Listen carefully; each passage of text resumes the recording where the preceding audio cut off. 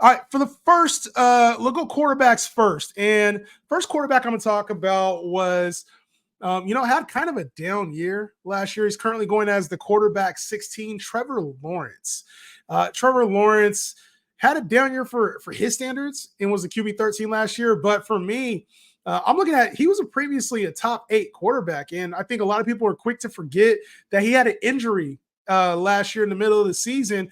So, although one of the things with Trevor Lawrence is he really struggles with turnovers, right? He had 14 picks, 7 fumbles last year. So, 21 turnovers. You don't want to see that. You like to see him be a little bit better in that area. But a lot of what he was doing last year was trying to force the ball to Calvin Ridley and force. And, he got injured in the middle of the season and changed his game a little bit. So, Trevor Lawrence, he got the bag. He didn't have to worry about getting his extension anymore. He got paid this offseason very well. And so I think we're in for a rebound year from Trevor Lawrence. This is a guy we were all taking in the top 8, 10 quarterbacks last season. He's fallen outside of the top 15 in a lot of formats. So I really like what Trevor Lawrence can bring to the table. I think this Jaguars team is much improved. Christian Kirk got hurt towards the end of last year, so he'll have him back for the whole season. They went and got Brian Thomas in the first round, a receiver with a ton of upside. I think they get the most out of Trevor Lawrence.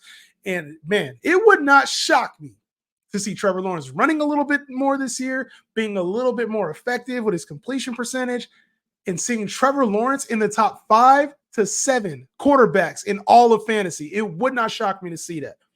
Trevor Lawrence, a quarterback I'm betting on, and I find myself taking him in a lot of drafts. He goes outside of the top 12 quarterbacks, and typically you can get him in single QB leagues, and he could be your starter. All right, next up, we got Jaden Daniels. And Jaden Daniels, to me, is a quarterback that's going right around where he should be going, just outside the top 12. I've seen Caleb Williams go over him at times, just depending on who you drafted with and where your draft format is. He goes around the high-end QB2s. And I think with this Cliff Kingsbury air raid attack, he had the most yards in college football last year. This is the guy you play as like the upside to win your whole league. If he hits, he could be Lamar Jackson-esque. Like, we're talking a guy that's probably going to be somewhere around the 700 to 800 yards rushing, probably going to be somewhere around 3,500 yards passing, not to mention the team put weapons around him. You already got Terry McLaurin and Jahan Dotson, who's a former first-round pick. You add another third-round pick in Luke McCaffrey. You add Zach Ertz, somebody who already knows the system with Cliff Kingsbury. You draft Ben Sinnott. You go and acquire Austin Eckler this offseason, a veteran who can pass catch out the backfield. And you already got Brian Robinson, who showed he can be an NFL caliber starting receiver. What's not to like what Jaden Daniels set up offensively? All the makings of potentially a very high profile offense. And you're getting him outside of the top 10, maybe 12 QBs, depending on where you're drafting. Jaden Daniels could be a league record, could literally be the type of quarterback that changes you from a fringe playoff team to a team that's now elite just by the quarterback position if he can hit the top 5. And if he hits anywhere near 800 to 1,000 yards rushing, if he is really Lamar Jackson-esque, oh boy, it's going to be a fun pick. So Jaden Daniels, a player you may not know a whole lot about if you haven't been paying attention and if you're just coming in, but the Commanders got themselves one with Jaden Daniels, who was the second pick overall this year, and he has league wrecking ability if things hit. All right, next up, obviously I talked about Trevor Lawrence and Jaden Daniels, who are like the higher QB2 end, but a player that's kind of been going outside of the top 20 at the quarterback position that I think is still going to have value, especially when new offense coordinator Ryan Grubb in the building, is Geno Smith. Geno Smith is going outside of the top 20 quarterbacks. Now, I know the team traded for Sam Howell, but why is Geno Smith so far down the rankings? He was a QB 19 last year in a terrible year for Geno, right? As a starter. The year before that, he was a QB 5. So the goal is we want more passing. The goal is we want a more efficient passing system.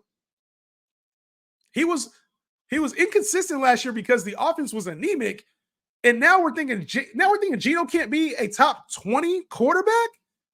To me, this is egregious. I'm like, Geno, he plays well. It's not like he doesn't have the receiving talent, right? JSN's going to be much better this year. Tyler Lockett re-signed. You also got DK Metcalf, obviously. The run game should be much better this year.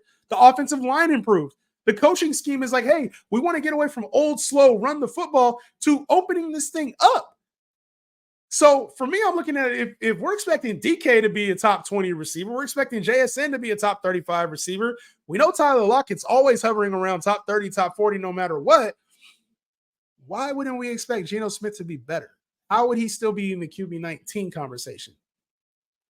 I don't know. To me, this is one of those head scratchers, and I feel like Geno Smith is way better than a quarterback that should be going outside of the top 20. Again, he doesn't have the ceiling. He don't have 4,500 yard, 5,000 yard ceiling, but he was, like I said, he was just QB5 2 seasons ago.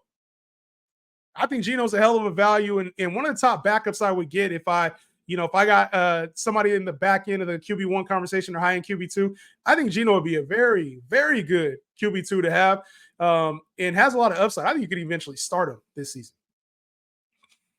All right, next up, let's get to the running back position. This should be fun. Let's get to the